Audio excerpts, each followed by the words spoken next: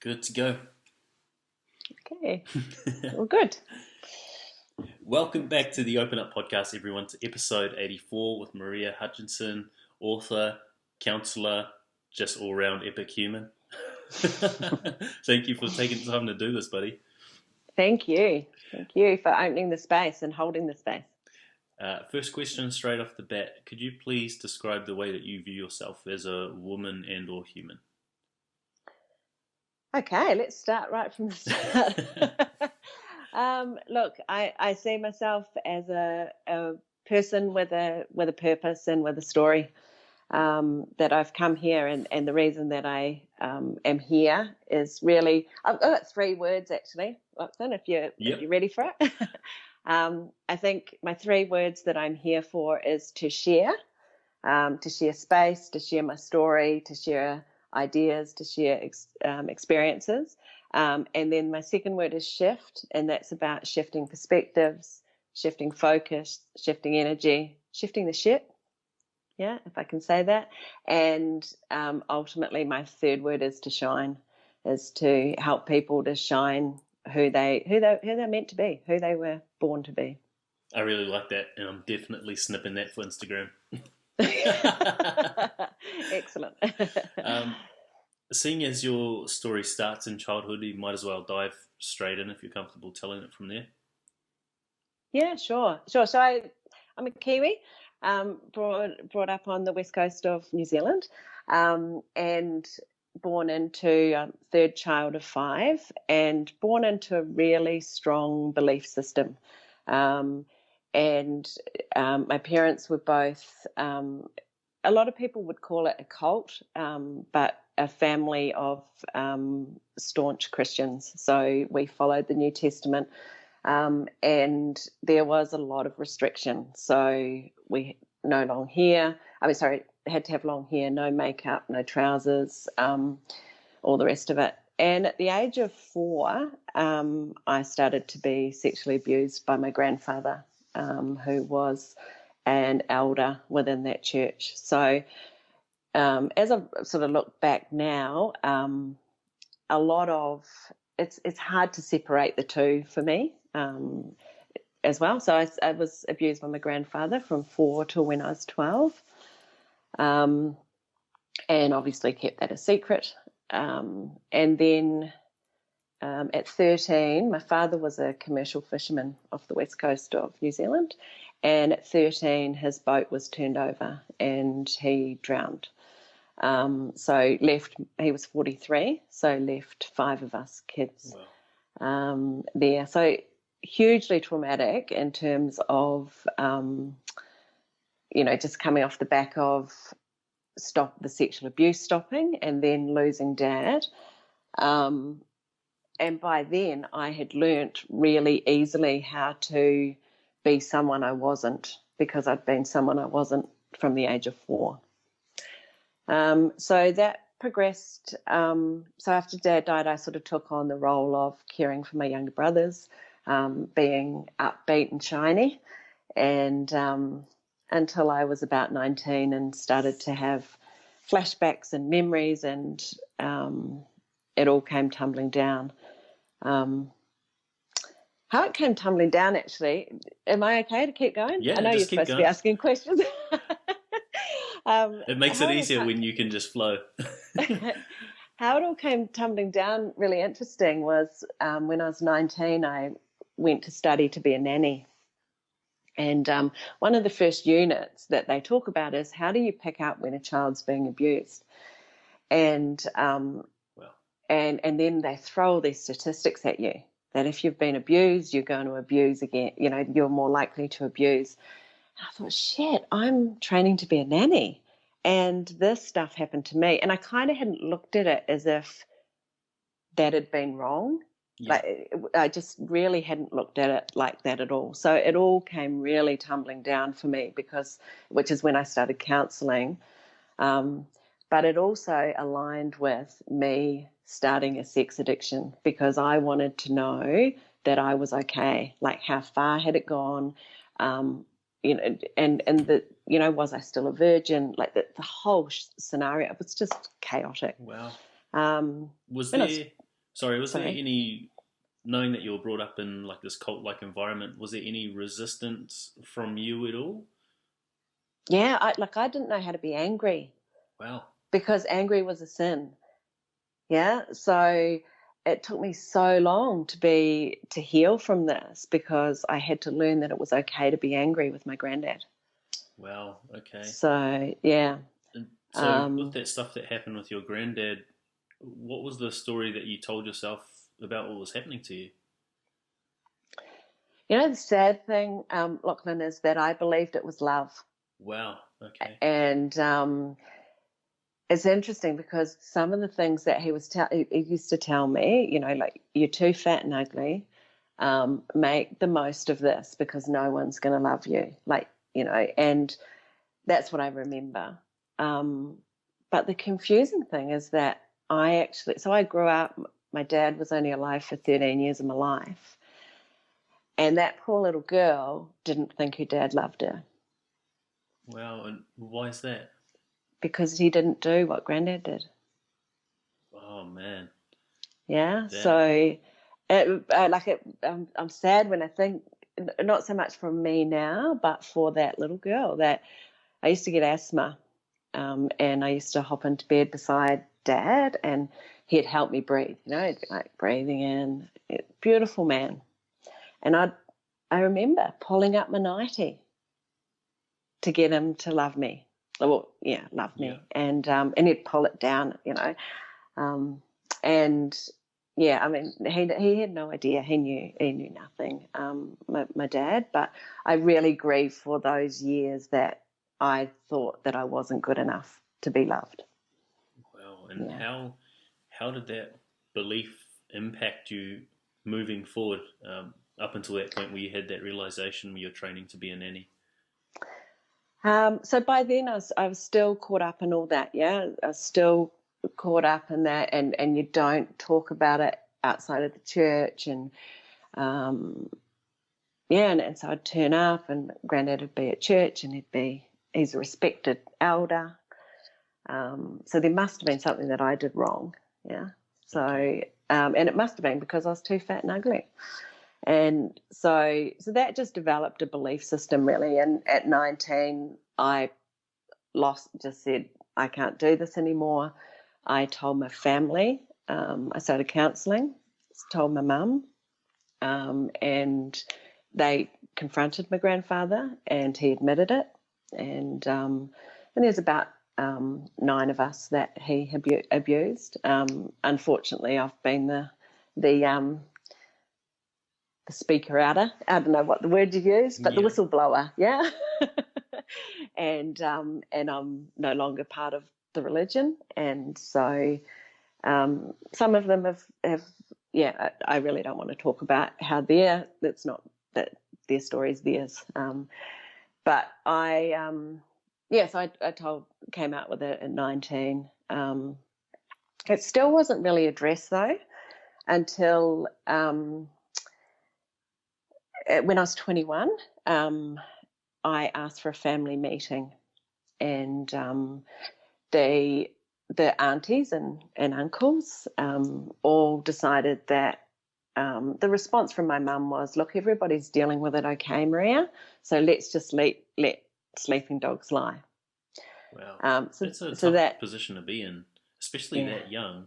The person yeah. that's supposed to protect you, and then like knowing that your dad passed away at 13, it's really just your mum left who's supposed to play And that it's her role. dad. It's her dad, Lachlan. So it's like for her, she's been like, yeah, here's this man that she loves and respected, and look what he's done to her daughter. Yeah, and I think Yeah. for people in that environment as well, if it's a respected older, that throws their whole identity into Mm. chaos. Like you're literally challenging what they've believed and what they've lived their life governed by. Yeah. The whole belief system. The whole belief system. So that night, Lachlan, I went out. I I remember thinking, what is like, yeah, I may as well just not be here. I got so drunk. And as I do, I had a one night stand, and And I now have a beautiful son who's 25, who is a result of that night. And so when I found out that I was pregnant, of course, because you don't have sex before marriage, and so therefore I signed myself out of the big shiny place in the sky at that stage. But you know what? That was the confidence for me then to say, I'm not bringing this little child, into the world. To be honest, I thought it was punishment. And I never thought about aborting him, or, at that stage I thought this is my dues because I'm, bad. And anyway, but I said I'm not bringing him into the world with this still messy. So somehow I got the confidence for my baby, not for me, but I went to the head of the church and I told them, which is as high as I could go. I didn't have the skills, I didn't have the backing to go to the police. And so I went to the head of the church, which resulted in my grandfather being stood down from his position. And he admitted it, that it had happened. But there's no healing in that, yes, it was acknowledged, but So, and I think that's the misconception that people have when they've been through sexual abuse, is that they spend a lot of their time and energy trying to get someone to admit it and to have people understand that this has happened. But what you don't realise is that's not healing. That's just acknowledgement, and until you forgive that person, you never actually heal. No. And that's the shift, which is my word. Yeah, it is kind of what my mission is because you can't. What is healing? What is it real? It's really a shift in perspective, isn't it? That's it. Because I can't undo it. There is nothing. I can't even change what I have for breakfast, but I can change the way I look at it, and which has been that shift in perspective.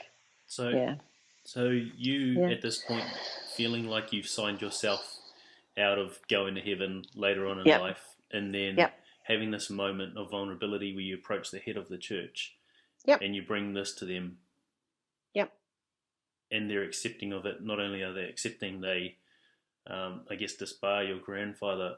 Was it the first time that someone? No, they didn't disbar him, but they did confront him, and so he was still part of. Oh wow, okay. But not, and it was still a secret, if that makes sense. It wasn't like, and I look back and I say, there were still all those other children that were exposed to him. Yeah, but he just didn't take an elder role in our meetings. Wow, okay. Yeah, I was going to ask you if you felt like that was the first time you were seen and accepted with that. It certainly was, Wow. It certainly was. And that was just bigger than Ben-Hur for me to do that. Because my whole belief system was based, it's so ingrained. It's so ingrained. Yeah. And I think in Western society anyway, we have, with all the people that I've worked with, the hundreds of people that from all walks of life, that core belief of I'm not worthy, just that.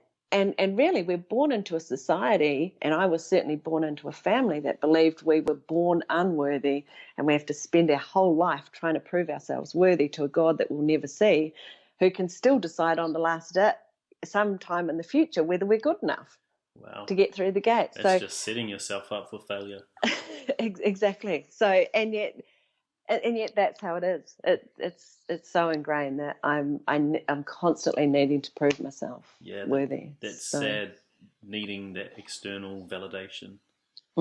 Yeah, definitely. Going back to losing your father, being 13 years old, I can understand not being able to process, deal with it, or cope with it. How have you been able to, I guess, process that trauma moving forward?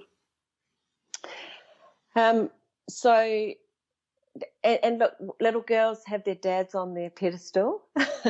And the studies say till they're about 14. So my dad was, right up here, could could do no wrong. My sister's 6 years older, so Dad had started to be real, a bit more real to her.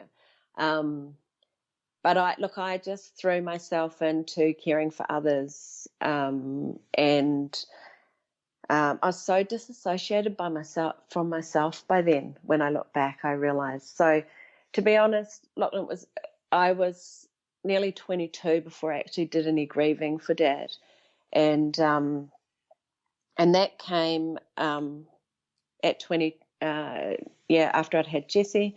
He was nearly 2, and I was, as a good sex addict does, managing my brother's rugby league team, and just living that life. And I went to mow my lawn one day. No, that's right. I started to do a counselling course because I thought, I think I want to be a counsellor. What I realised is, I best clean up my own shit first. Yeah. So, but I went to mow my lawn one day, something really simple, and the lawnmower clogged, and so I put it in the back of my car and I took it round to my uncle, and he said, Maria, he shook his head and he said, Maria, what you do is you take the wet grass, all this grass is just clogged up, so you take that out and then the blade goes. And I just burst into tears. I said, how could I know that I don't have a dad? No one's ever taught me. And this was like years later, but I'd started to do the work, and so then it unblocked the grieving, and that I ended up in treatment in a addiction treatment centre, and that was really where I started doing my grieving for Dad. Is there, because I managed to block it out through sexual acting out, through any caring for others, through any way I could until then. So then Sorry, how do you allow yourself to go into treatment? Because I can understand for most people facing something like that, it'd be far easier to bury themselves back in addiction. Yep. And look, I was only 22, so the old bloke's on the porch in Napier says, listen, mate, go back out, enjoy yourself. You ain't lived yet, the old Maori guys would say. And I knew that I'd gone, I'd slept with 4 different guys. I had a son, Jesse won't know, Jesse's from a one-night stand. I knew that I was as bad as I wanted to go. By then I'd had an abortion. I was just trying to drown myself, and I'd started to pick up the alcohol to cover the shame of what I was doing, and I was just lost. So it was really about, I didn't know whether I was going crazy from the abuse stuff or whether I was going crazy from the addiction, and I still don't. It's all very connected. So I did that 1994. Wow. So I smoked my last joint in 1994. And and so that's and so it's been a sort of a journey since then, really. That's awesome. Looking back to having that buried, I guess, trauma, losing your father and not having really acknowledged or worked through it, do you have an understanding of how it impacted your behaviour from then? Did it play a role in the sex addiction? Absolutely, yeah. Because looking for love in all the wrong places, looking for validation, and still that underlying belief of just not being good enough. And unfortunately, through that addiction part, my belief system said I was fuckable but not lovable. Wow. Yeah. And carry that belief that you're too fat, too ugly. Yeah. So while part of me was going out to prove I wasn't, the other, so I was changing my actions, but I wasn't changing my beliefs. So really the healings come from not only changing my actions, but also changing the way I think and what I believe about myself. That's awesome. How were you portraying yourself during those interactions? So look, I was fat, and I literally created that. Wow. I had a lap band 10 years ago, but I checked in at 120 kgs. Wow. So I physically took on that belief system that was given to me at 4, and I created my life around that belief. It wasn't true, but I created a life around it. So therefore, physically, they weren't hurt and they weren't abusing me, because they knew when they took me home that I was a big chick. So yeah, I just portrayed myself as not caring. Like, it was okay to sleep with me, but I don't want to have coffee with you in the morning. Like, I don't want any intimacy. And that is addiction. Addiction is our biggest fear, is being intimate with people. Yeah. Did that wearing that mask, did that flow on into other areas of your life? Yeah. Like, I've had an incredible career. I've been really successful in sales. I've been all of that. Just that, like acting as if I'm someone I'm not. Yeah. And just not letting people see that vulnerable little me that was in there. Just freaking out, really. Wow, yeah. That's sad. So yeah. Well, it's awesome to understand that hear that you've gone through that process, and to see what you're doing now is amazing. This is a selfish question for me. Good. Hearing you speak so freely, like about saying that Jesse was from a one night stand. How have you had that conversation with him? Has he heard it? And like, if so, how have you instilled him with the belief to work through that? Because that's something I know I'm going to have to work through with my daughter, knowing that I tried to force her mum into an abortion. Yep. You know what? I've been really honest with him right from the start. Like, as a little kid, he wanted a dad with shiny shoes. How come I don't have a dad with shiny shoes? And all of that. And I've just I've been really honest with him the way through. And I think that's part of me being, it's sort of the flip side of my life, is that what I realize is the secrets are what keep me sick. And I kept a secret from my grandfather. Like, it wasn't even my secret to keep. But I kept that secret, and it made me sick. So with Jesse, I've been really upfront with him, and I'll never forget. It was this is probably, I don't know whether it's relevant or not, but on the night of when the Twin Towers went, and I know that because it was on the news at the time. But he comes in, he says, "Mum, I learned about condoms yesterday at school." And I said, "Oh, yeah, excellent." He said, "Did my dad wear one?" I said, "Yeah, he did." He said, "No wonder he doesn't want to be part of my life, because he didn't want me in the beginning." Wow. And that, like, for him, that was it. It was like, yeah, that happened. And that's honestly, like, I've tried to contact his dad, because he's just like, "No, I'm okay." So I think just not pretending, not apologizing for it. And that's very much my message, and I love the open up topic, because I've found out since I released my book, I've found out that my granddad could possibly have been abused. So there's a generation of people that knew that he may have been abused.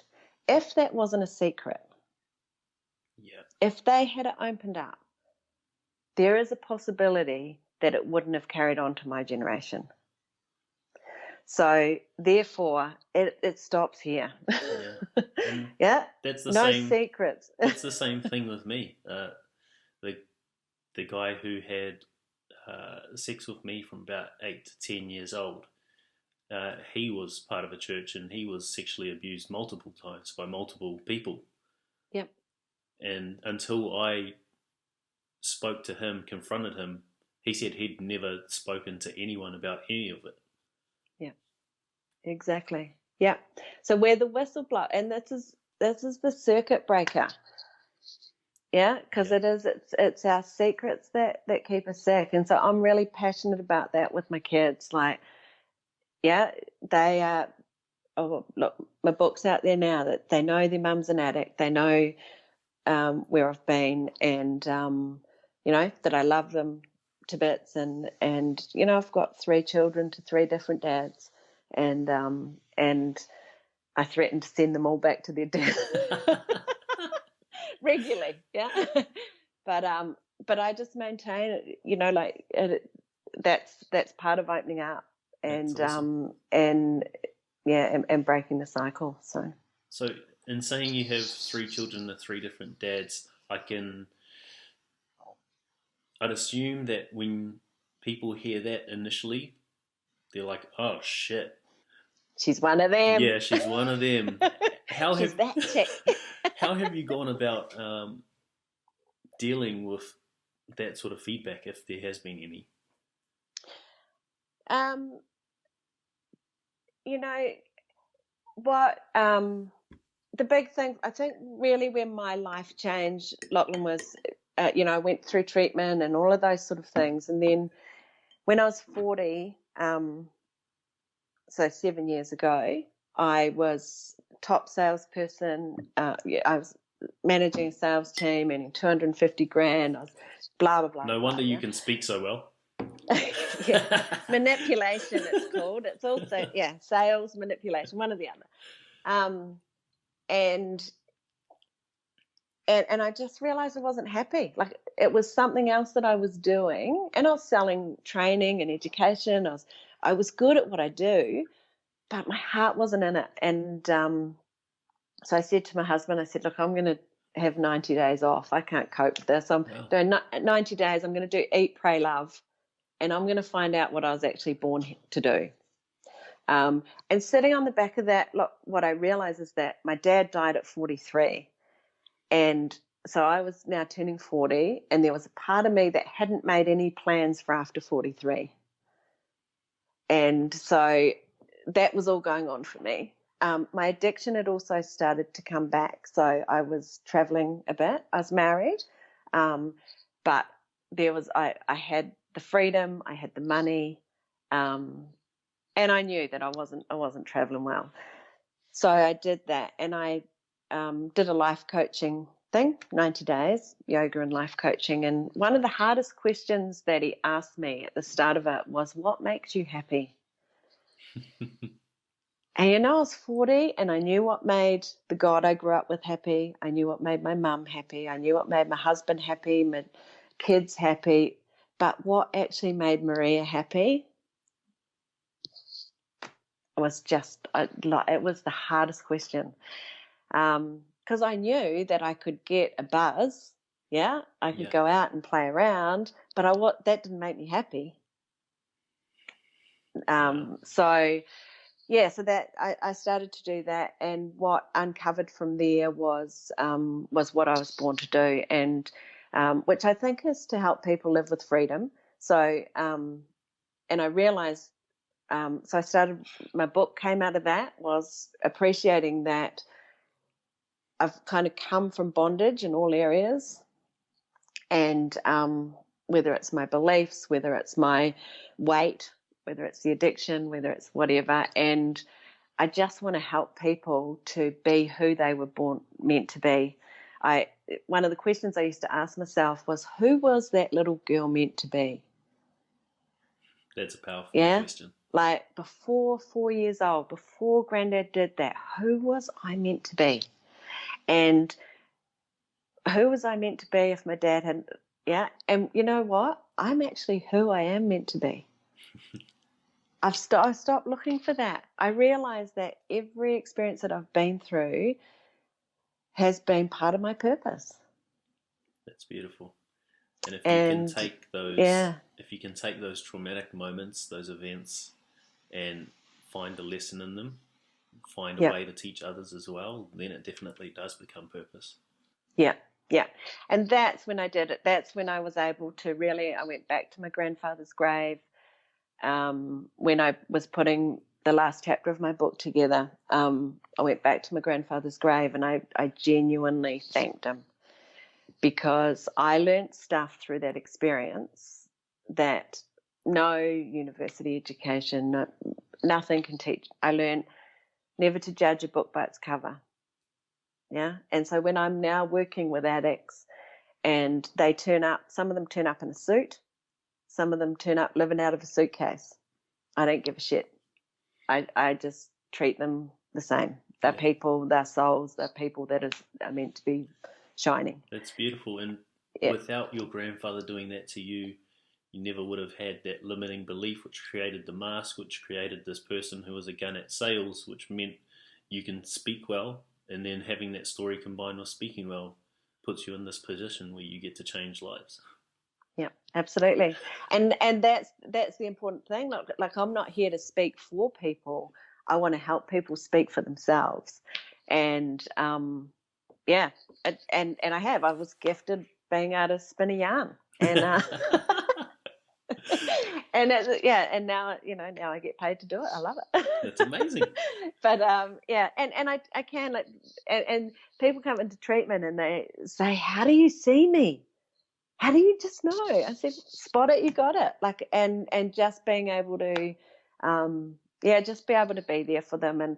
And I learned to keep a secret when I was 4. I need to be able to keep the confidence of people that share with me and my work. I need to be able to keep a secret when it's healthy. And I learned to do that, and I've through my granddad. And I learned there's so many things that I learned through that experience that I am truly grateful for. And I don't know his story. I don't, but I'm and being able to truly, I sit in a place of forgiveness. There's no way I cannot believe that a person, and I know that he didn't have any understanding of the impact that he was having. I think that little segment there epitomizes what you said at the start, which is healing is really just a shift in perspective. Yep. That's amazing. Definitely. How have you? And I've hurt people, Lachlan. I know that sex addict. So have I not done as bad as him? Hell yes. Not to children, but have I disrespected people's boundaries? Yep. Yeah. Have I made them don't tell anyone? Yes. Like all of those things. Yeah. How can I possibly? Someone asked me, "How can you forgive your granddad?"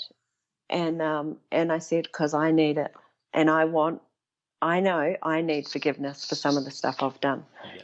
And so who the hell am I to sit in judgment of what he has done? And I believe without being that person who has done wrong, who has hurt people, I don't think you're able to build a level of empathy with people who open up and share to you, because you just don't understand what they're going through. Yeah. And because you get caught in the story, you must find that too. Like you get wound up, really? You can't do that. Like it's just like, oh yeah. And I think that's kind of how I talk about it is, I'm Maria, I'm a Kiwi, I've been sexually abused, and I had toast for breakfast. Like that's what happened to me. But it's not who I am. Yeah. Yeah. That's and awesome. I'm an addict. And that I have the disease of addiction, but I don't live at the mercy of that anymore. Yeah. And I don't live as a victim anymore. Yeah. So, and the letter that I read out to the MP who launched my book and who I've written a letter for her to take to Parliament, and and I've said in there that I don't see us as victims and I don't see us as survivors. I see us as gifts. What we bring to the world in terms of resilience, in terms of empathy, in terms of resourcefulness, it's second to none. Like we are incredible people to have in society. Absolutely. When we're healed, hurt people. But if we can provide which is what you're doing, is through this is provide a space for people to do that work and to uncover the shine. Yeah. That's we're amazing. Gifts. You and me, we're the gifts. Thank you. Yeah. Back to like expressing yourself. and not being able to do so, especially growing up in that cult. How have you worked through, I guess, allowing yourself or giving yourself permission to express all the various emotions? So writing is a big thing for me. Like I've always sort of kept a diary, and a journal, and I've been journaling every day religiously. But before I leave my routine, I get up 5 o'clock every morning, and I have an hour. This is my healing room. The kids know, don't go there. So I meditate. I do at least 20 minutes of journaling. I check in with myself and I say, what are you thinking? What are you feeling? And 20 minutes, I just let it come out. There's some great stuff comes out too. I'm quite surprised. And there's some stuff that I've got an agreement with my sister that when I die, she's allowed to read them then, but she's got to burn them. If people really knew what was on in here. So writing's always been, so my book has been, that was very much part of my healing. And affirmations really changed that. One of my affirmations when I started doing my, at 40 was, I give thanks that I can speak my truth. Yeah. And so I started to tell myself I could speak my truth before I was willing to do so. And look, there's been consequences for it, Lachlan. There's a lot of people that don't like the squeaky wheel. Yeah. And I've lost a lot of people for speaking out. But that's a price I'm prepared to pay. Cool. How have you, again, going back to the same thing, but how have you come to accept that? Because a lot of people, that's what they're frightened of, because they're stuck in that need to fit in. How have you accepted losing people that were once close to you? It's just understanding, and well, my mum will never hear this, so that's all right. But she, it's just accepting that they're not who I perhaps needed them to be. Yeah. But they are who they are.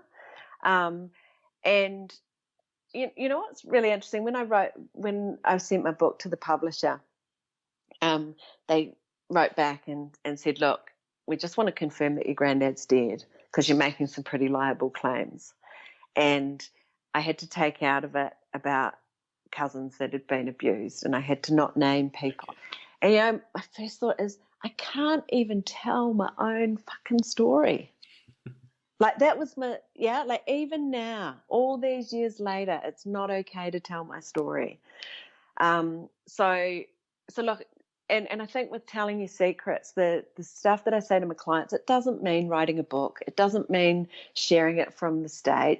That's not for everybody. I don't mean that. But if I can just share one person, I'm no longer keeping a secret. So finding someone who is safe enough to share with, and then extend it from there.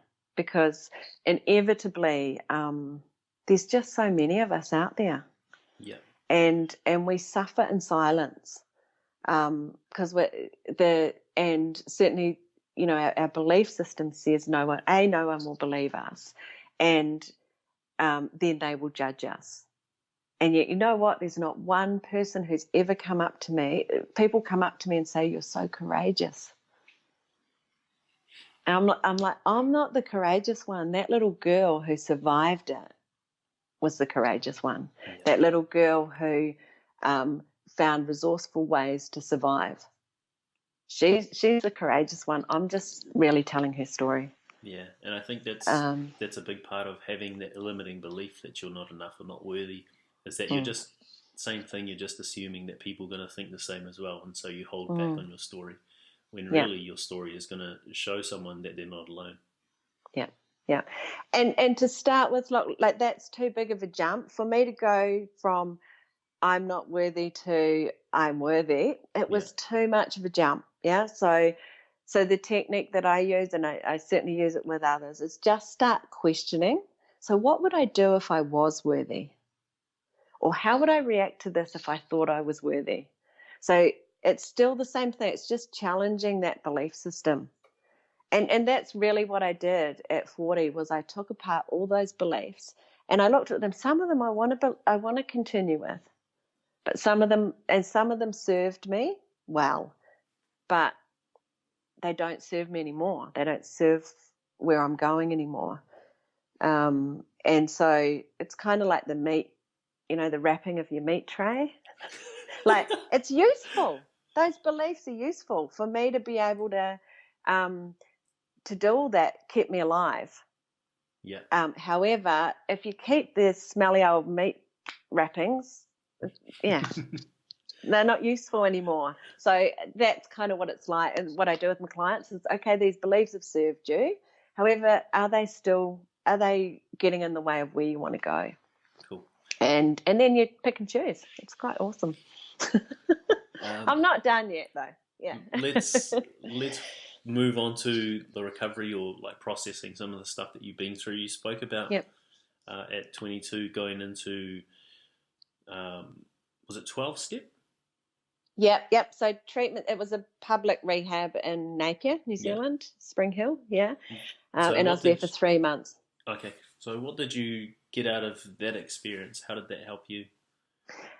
So look, first of all, knowing that I wasn't on my own was the big one, So I attended, so although alcohol and drugs hadn't become part of my story, they were becoming it. So, and that is the disease of addiction, it's progressive, But I went to my first SLA meeting, Sex and Love Addicts Anonymous, and I sat down and I went, I'm home.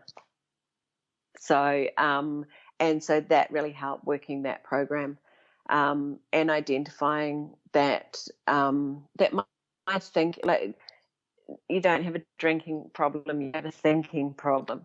And I love that. all those sort of cliches all of those cliches that come out of 12 steps and come out of addiction really, really helped me. And abstinence, so 90 days of abstinence is what they say in SLA. So the withdrawal for a sex addict to go abstinent is the same as someone coming off cocaine. So, because it's all internal chemicals that you're releasing. I don't have to leave home to act out, like it's all in my head. And it's still there. I'll be an addict till the day I die, but I don't have to be in addiction. So being able to see that, and I guess I see it as the gift that I bring. They don't always see it, but the guys that I work with now don't always see me as a gift. They get there in the end. But is that I'm not so interested in the substance, because I can use anything. Seriously. I start reading a book, I can't put it down until I've read it all. I find something I like to eat, and my kids say 4 days later, Mum, we've had this 4 nights in a row. Yeah, I'm just an addict. I find something I like, I want lots and lots and lots of it. So I've found that I like helping people, so I want lots of it. Yeah. Okay.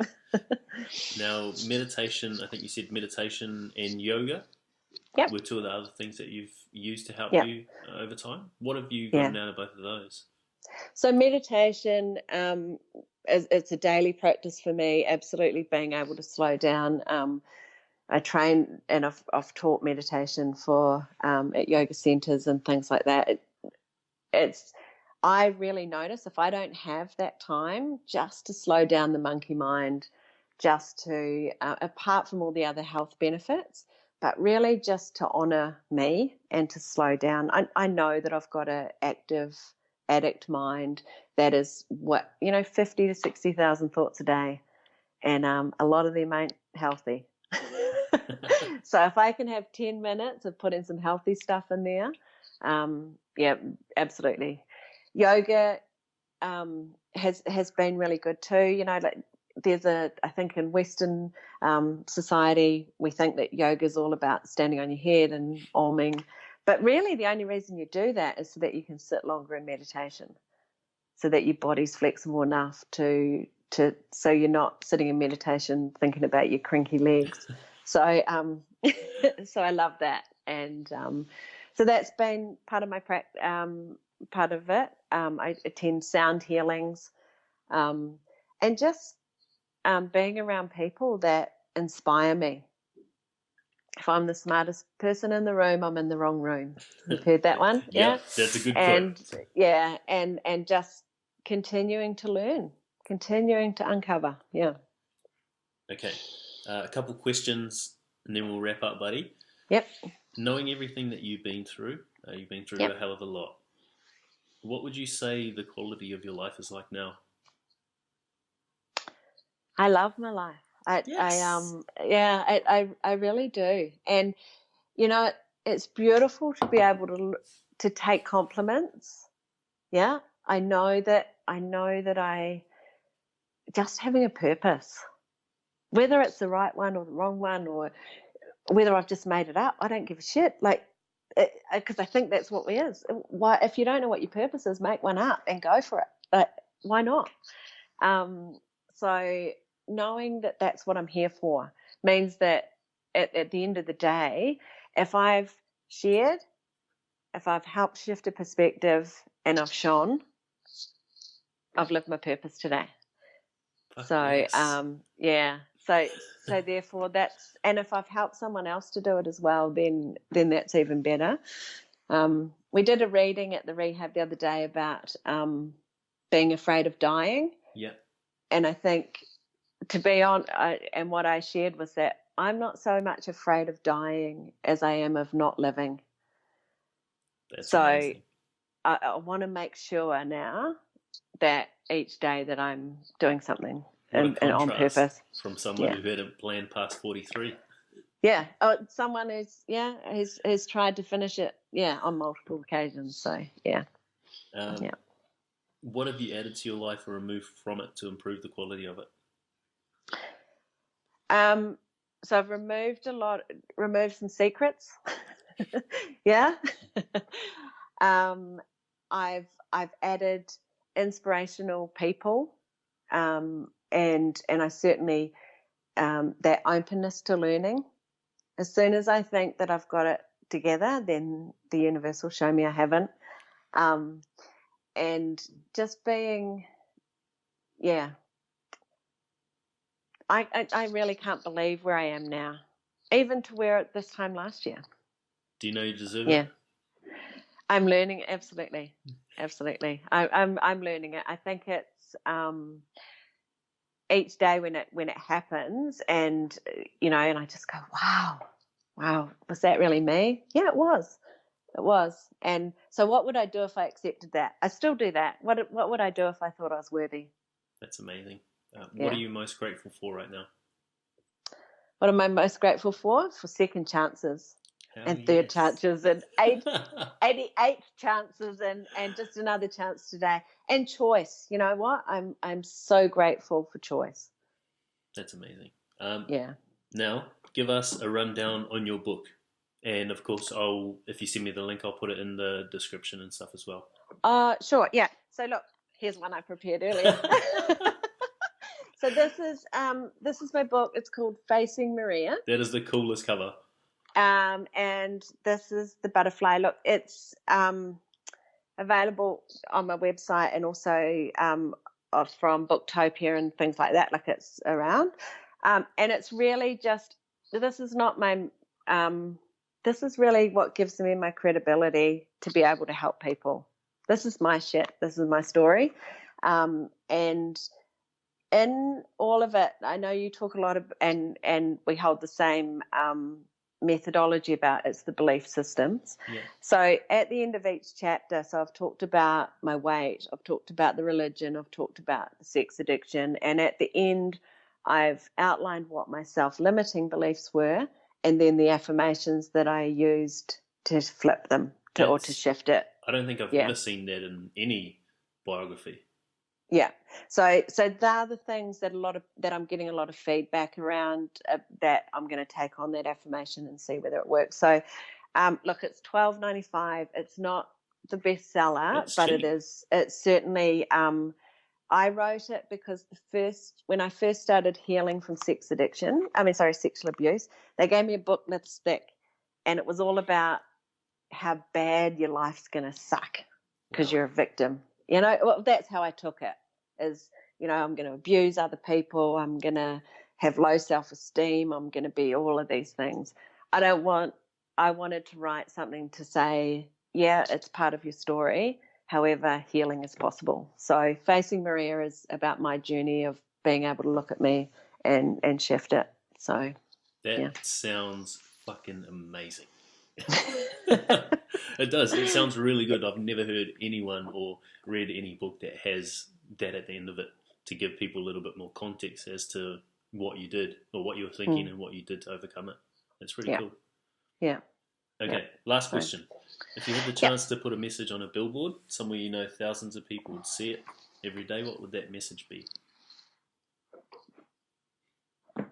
And it can't be your book. No. Call me. No. No. I want to say, because my 11-year-old daughter just said to me this morning, "You do you, Mum." That's so and cute. I'll do me. And I kind of think that that's what it is. Just do you. Yeah. And I really don't, because that's different for everybody. Just do you. Yeah, and I think anyone reading that is going to know whether they are or not. They're going to know whether they're wearing a mask and being a fraud or being authentic. Yeah, exactly. Just do you. Yeah, I think so. And I'll finish it with the. I say to so many people that come to me about not, what's the point of being alive, and all of that. And I remind them, and same as I reminded my son, and I really, perhaps you can tell your daughter, like, the miracle of us being alive, like one little sperm out of all of those fucking things that come out, one it took to get to that egg to create you. Who the hell can say that I'm not meant to be here? That's amazing. Yeah? So my son, there is no way he's not meant to be here, because that takes a miracle. And the same with your daughter, like one out of the millions. That's profound. That's probably the coolest thing I've heard in an interview in a very long time. But we're all one of those, yeah? Yeah, exactly. We're all one of those. And you think about the millions that are trying to get pregnant, and we are, all of us are miracles. So it's not even a question for me as whether I deserve to be here. That's amazing. Well, I want to wrap this up by acknowledging you for making time, first of all, but most importantly for knowing what you've been through, and working through the shit, going through the fire, putting yourself in a position to learn and grow, continuing the beginner's mindset, and then now like using that pain as purpose and helping people. And just from what I've seen and heard through this interview, it genuinely feels like you are someone who will help a lot of people, or who is. Yep, I hope so. Yeah. Awesome, buddy. You have a good day. Awesome. And like attracts like, Lachlan, yeah? It's the law of attraction.